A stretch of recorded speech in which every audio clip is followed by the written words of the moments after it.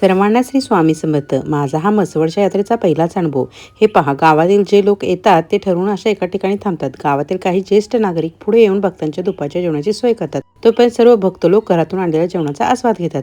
प्रत्येकाचे डबे एकमेकाकडे फिरतात आणि अशा प्रकारे प्रत्येकाचा एक एक पदार्थ करत संपूर्ण ताट भरते. हा अनुभव मला शाळेतील दिवसांची आठवण देऊन गेला.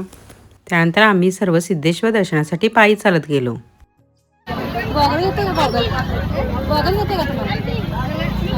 शहरात राहायला गेलेले लोक या गोष्टी खूप मिस करत असतात, म्हणून आज माझ्या यूट्यूब फॅमिलीला यात्रेचा उत्तम अनुभव द्यायचाच हे मी ठरवलंच होतं. त्यानंतर आम्ही आमच्या गुरुवांच्या घरी चाललो.